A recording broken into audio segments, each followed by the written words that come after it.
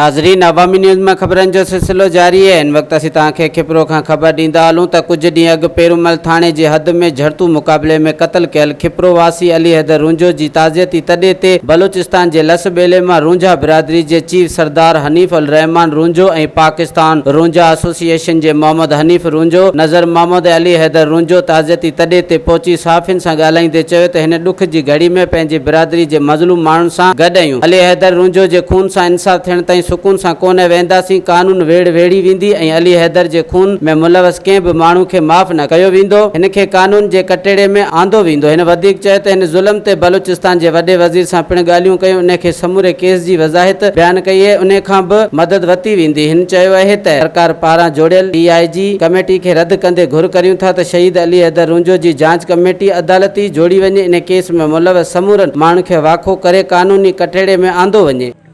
हिते असांजो मक़सदु अचण जो इहो आहे, लस ॿेले खां पूरे बलूचिस्तान खां इहो पैगाम असूं खणी आया आहियूं कि असूं बतौर रुंझा पूरे मुल्क में जिते बि रहूं असूं हिकु आहियूं और पंहिंजे दुख दर्द में शरीक आहियूं और किन बि हालत में पंहिंजे ॿारनि खे अकेलो न छॾींदासीं। त हीउ जेको वाक़ियो थियो आहे त असांजो इज़हार हमदर्दी आहे उनजी फैमिलीअ सां। उहो शहीद आहे, इंशाअल्लाह शहादत जो दर्जो उनखे मिलियो। पर अगरि हुन सां कुझु ग़लति थियो आहे जेको नज़र पियो अचे, जेको हिते जे माण्हुनि जे एहतजाज, सिविल सोसाइटी या तमामु सियासी समाजी तंज़ीमुनि जे एहतजाज में ज़ाहिर थो थिए त इहो हिकिड़ो ज़ुल्म थियो आहे। त इन जे ख़िलाफ़ु असां आवाज़ हिते बि खणियो। असांजी बिरादरीअ खां अलावा ॿी बिरादरी बि भरपूर साथ ॾिनो और अलहमदुलिल्लाह हिकिड़े स्टेज ते इहा जदोजहद पुॼी वई आहे। बलूचिस्तान जे लेवल ते सरदार रोहिदार साहब जे रहनुमाई असां हुन में प्रेस कॉन्फ्रेंस वग़ैरह कयूं हुते और मज़ीद असांजो इन हवाले से एहतजाजी प्रोग्राम जो भी प्लानिंग आहे कि असां हुनखे मज़ीद आला लेवल ते ॾींदासीं। बाक़ी वज़ीर आला बलूचिस्तान जाम कमाल खान से भी इन हवाले से अप्रोच थे कि सरकारी सतह ते इन मसइले के उजागर कनि कि भई अगर इहा ग़लति थिए हा तो उनजी तहक़ीक़ात थिए। बाक़ी इन केस जूं जेके बारीकियूं आहिनि सभिनी दोस्तनि खे ख़बर आहे। हिते जे दोस्तनि ने अॻे मीडिया में ब्रीफिंगूं वग़ैरह थी चुकियूं आहिनि त उन में इहा चीज़ साबित थी चुकी आहे कि इहो हिकिड़ो मावराए अदालत क़त्ल थियो आहे। हिकिड़ो बेक़सूर मासूम माण्हू खे हिन जो क़ुर्बानी ऐं बकरो बनायो, उनखे निशानो बनायो। त इन सिलसिले में असांजो जेके दोस्तनि जो जेको मुतालबो रहियो आहे असूं हिन सां बिल्कुलु इज़हार यकजहती करियूं था कि हुनजी हिकिड़ी शफ़ाफ़ तहक़ीक़ात थियणु खपे ताकि न सिर्फ़ु हिन खे इंसाफ़ मिले बल्कि आईंदा वरी अहिड़ो को वाक़ियो किन बि बिरादरीअ सां, किन बि ग़रीब सां, किन बि मिसकिन सां न थिए या कोई इहा जुरत न करे सघे को किन खे लावारिस सम्झी उनजे ख़िलाफ़ु को बि क़दम खणे। त इन सिलसिले में जुडिशल कमीशन जो असांजो मुतालबो हले पियो और इन जे बग़ैर असूं मतिलबु बस न कंदासीं, पंहिंजी जदोजहद खां बस न कंदासीं जेसि ताईं उनखे इंसाफ़ न मिले। ठीकु आहे, वज़ीर आला साहब कमेटी बनाई आहे, सुठी ॻाल्हि आहे। पर जीअं तव्हां सभिनी खे ख़बर आहे कि असांजे मुल्क पाकिस्तान में जेको कल्चर हले थो त उन में पुलिस वारो अगरि को मुलविस आहे त पुलिस वारो उनजी जांच करे और उनखे क़सूरवार करार ॾे, इहो मुमकिन ई न आहे। त उनखे ज़रूरु बचाइण जी कोशिशि कंदा।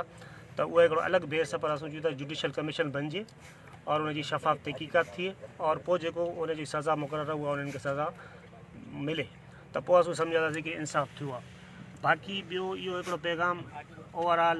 हिते जे माण्हुनि लाइ, हिते जी बिरादरीनि लाइ, हिते जे सियासी समाजी वर्करनि लाइ या किन बि इदारनि लाइ इहो आहे कि अगरि खिपरे में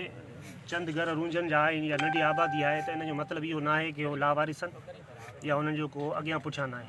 पूरे पाकिस्तान में इहा बिरादरी मौजूदु आहे। सिंध, बलूचिस्तान, पंजाब, हता कि ईरान तक इहा बिरादरी मौजूदु आहे और हिन वक़्तु पाण में राब्ते में और मतिलबु हिकिड़ी इतिहाद में आहे और इन सिलसिले में को बि क़दम असांखे खणणो पियो त असां खणंदासीं पर हिनखे इंसाफ़ ज़रूरु ॾियारींदासीं इंशाअल्लाह। बाक़ी सरदार हाफ़िज़ साहब इन ते रोशनी विझंदो। बिस्मिल्लाहिर्रहमानिर्रहीम। सभिनी पहिरीं मां तव्हां साफ़ियुनि जो शुक्रगुज़ार आहियां जिन्हनि टाइम पंहिंजो कढियो असां लाइ और हीउ जेको असुल मेन असांजो मक़सदु आहे, जेको मसइलो आहे, उन्हनि खे असां काफ़ी सोशल मीडिया ते ॾिठोसीं और इलेक्ट्रिक मीडिया ॾिठोसीं, काफ़ी माशाअल्लाह हाईलाइट कयूं। ऐं तमामु साफ़ियुनि जा असां शुक्रगुज़ार आहियूं, बलूचिस्तान वारा और हिते सिंध वारा असांजी बिरादरी बि। बाक़ी जहाँ तक मसइलो हिन मामले जो ज़ाहिर उन त एहतजाजी तहरीकियूं बि हलनि पियूं और हिते जी सियासी समाजी जी तंज़ीम आहिनि उहे बि माशाअल्लाह अली हैदर जे लवाकिन से बीठियूं आहिनि और हिन मसइले खे हाईलाइट बि कयूं आहिनि और अल्हम्दुलिल्लाह कि हिन मसइले जेको सो CM सिंध साहब भी एक्शन खणे और असांखे उम्मीद है कि इंशाअल्लाह CM साहब इन मसइले खे संजीदगीअ सां वठंदो और इनम जेको मामलो मसलो जेको थियो आहे 16 तारीख़ तां वठी 20 तारीख़ जे दरमियान अली हैदर साहब सां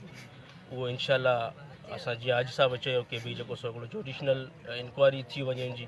तो वो असांजो भी वही मुतालबो कि हिन जेको सो जुडिशनल इंक्वायरी थिए और जेका असल मुलज़िमन जिन्हनि जेको सो इहो बेदर्दीअ सां इन वाक़े पेश कयूं आहिनि और उन्हनि जेको असल मुलज़िमन असांजो इहो मुतालबो आहे कि उहो जेको मुलज़िमन से कानून जे कटहरे में अचनि और अली हैदर से और अली हैदर जे लवाकिन से इंसाफ़ थिए। बाक़ी जहाँ तक ॻाल्हि हिकिड़ो बिरादरी जे हिसाब सां ज़ाहिर उहो त अली हैदर साहब असांजो बिरादरी जो हुआ असांजो राज जो आहे असांजो ज़ाहिर दिलि इलाही ठेस पुगी आहे लेकिन असूं चाहियूं था कि हीउ सिर्फ़ु अली हैदर जो मसइलो न आहे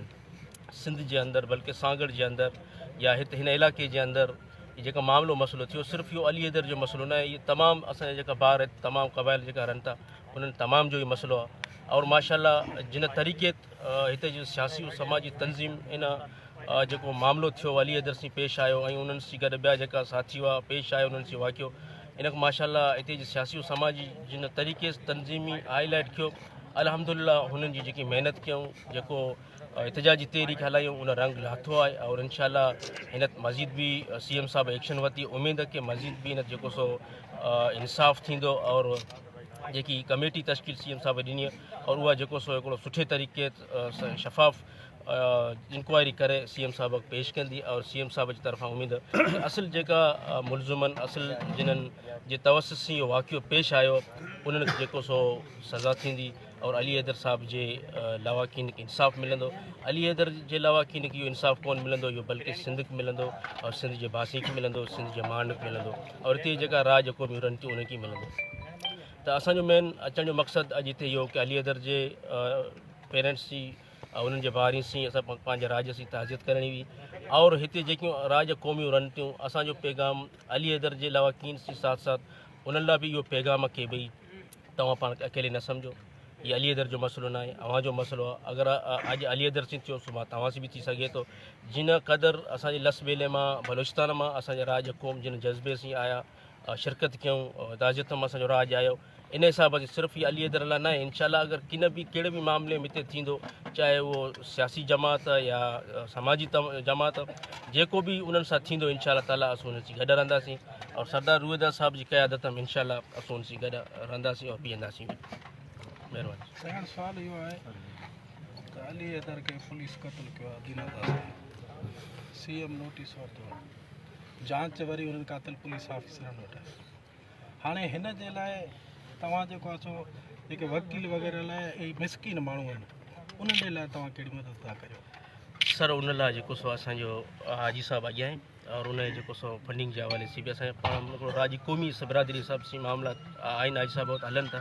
और इंशाल्लाह जेको बि तावन थी सघंदो असांजे बिरादरी जे तरफ़ां ख़ुसूसन लस ॿेले मां या असांजे सिंध जा बि साथी सभु राब्ते परवाह असांजी तंज़ीम उनजे प्लेटफॉर्म ते आहिनि उन्हनि जेको हिकिड़ो फंडिंग जो सिस्टम आहे उहो हले थो और इंशाल्लाह ताला मज़ीद बि हाजी साहब अॻियां सरदार साहब जी क़यादत जेको बि हुकुम थींदो राज क़ौम लाइ अली साहब जे लवाकिन लाइ इंशाल्लाह ताला सो हाज़िर और उहो तावन कंदासीं इन में एक चीज़ ऐड करणु चाहींदुसि मां कि हिकिड़ी त इहा चीज़ आहे कि माली मदद ॿियो जेको सो असांजा माशाल्लाह हिते त आबादी घटि आहे पर लस ॿेले जे अंदरि असांजा तमामु टॉप क्लास पंहिंजी क़ौम जा वकील मौजूदु आहिनि जेके high court supreme court level ते बार एसोसिएशन जे अंदरि उनजो वॾो रोल आहे त उहे असांखे मतिलबु कानूनी मदद जेकी बि हिनखे घुरिबी उहा असां हुनखे पेश कयूं था हींअर बि असांजो हिकिड़ो वकील हाई कोर्ट जो हिते मौजूदु आहे उहो इंशाल्लाह पंहिंजो हाला वाला असां पेश कंदो त उन हवाले सां जेकी बि कानूनी मदद या टेक्निकल मशवरा उहे बि इंशाल्लाह असां प्रोवाइड करे सघंदासीं ॿियो ज़ाहिर बिरादरी जो कमु इहो हूंदो आहे पाकिस्तान हुजा वेलफेयर एसोसिएशन परवा जेकी असांजी तंज़ीम आल पाकिस्तान लेवल जी उनजे प्लेटफॉर्म तां असां इन ई चीज़ खे उजागर कयो कि किन बि मुश्किल वक़्त में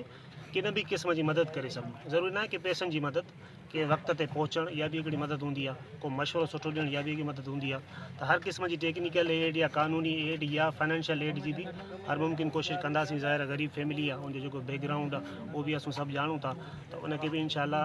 कोन छॾींदासीं बाक़ी इहो कि पाकिस्तान जा वेलफेयर एसोसिएशन परवा जो जेको जनरल सेक्रेटरी अज़ीम रूंजो साहब उन जे हिन जदोजहद खे असां ख़ुसूसी तौरु ख़राज तहसीन पेश करियूं ताकी हुन इन मसइले खे उजागर करण में हिकिड़ो इंतिहाई अहम किरदारु अदा कयो और इन जी मिसाल शायदि घटि हूंदी तव्हां हिते ॾिसंदा हूंदव पर मतिलबु ॻाल्हि जो असां बि आसपास दुनिया में ॾिसूं था त हुन जिन तरीक़े सां हिकिड़ो इख़लास सीन जदोजहद खे अॻियां वधायो आहे जिन जो अॼु इहो नतीजो कि हिन हद ताईं पहुती कि फ़ौरन जेके से उहे जा ट्रांसफ़र बि थिया और कमेटियूं बि बनियूं और चीज़ूं थियूं त इहो असां सम्झूं था इहा जदोजहद जी अचीवमेंट आहे त इन में असां सभु हर वक़्तु हुन सां साथ आहियूं और जिन बि क़िस्म जी मदद जी ज़रूरत पवंदी इंशाअल्लाह अज़ीज़ असां हुन सां गॾु हूंदासीं इंशाअल्लाह। सर DIG मिरपुर तरफ़ां जेका कमेटी जुड़ी आहे जेका जांच करे थी अगरि उहा जांच तव्हां क़ाबिल क़बूल हूंदी तव्हांखे अनासीं हिन में जीअं मूं पहिरीं अर्ज़ु कयो कि उन में पुलिस डिपार्टमेंट जा ई माण्हू इन्वॉल्व आहिनि और ज़्यादा हायर लेवल जा बि न आहिनि जस्ट ज़िले लेवल जा आहिनि जेके तइनात आहिनि त उन में असांखे इंसाफ़ जी उमेदु न आहे तंहिं करे असीं मुतालबो करियूं पिया कि एटलीस्ट जुडिशल कमीशन बणिजे ताकी उन ते असांखे भरोसो बि आहे पाकिस्तान जो अदालती निज़ाम अलहमदुलिल्लाह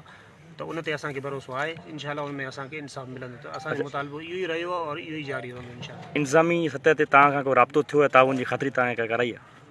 इहो त इहो कि मक़ामी साथियुनि खे बल्कि असांखे इहो अफ़सोस आहे कि असांजे मक़ामी साथियुनि खे धमकियूं ॾिनियूं वयूं हिकिड़ी चीज़ त इहा आहे न कि माण्हू को सही चीज़ उजागर करे थो त उनखे ठीकु आहे फ़ैसिलो बाद में थींदो पर इन खां पहिरीं को अहिड़ी यकीन दयानी कराई वञे या हायर लेवल ते उनखे अहिड़ो रिस्पॉन्स ॾिनो वञे ताकी हीउ जेको पब्लिक जो एजिटेशन आहे जेको गमज़दा कैफ़ियत आहे उन में कुझु कमी अचे। असूं बज़ात ख़ुदि रूंजा क़ौम ऐं कंहिंखां बि पुछी ॾिसो लज़बेले जे अंदरि असूं अक्सरियती क़ौम आहियूं पर असूं पढ़िया लिखिया अमन पसंद शऊर वारा हुते मतिलबु सॾिबा आहियूं और असां कॾहिं कंहिं सां ज़्यादती कोन कई त असूं कॾहिं कोन चाहींदासीं कि पाकिस्तान जो कानून टुड़े या असूं का कानून खां अलावा को कमु करियूं त इन ई कानून ते भरोसो करे असूं जुडिशल कमीशन जो मुतालबो था करियूं। बाक़ी जज़्बात आहिनि ॾुख आहे ठीकु आहे क़ौम जा जज़्बाती नौजवान बि आहिनि जेके अलाए छा छा ॻाल्हियूं पिया कनि पर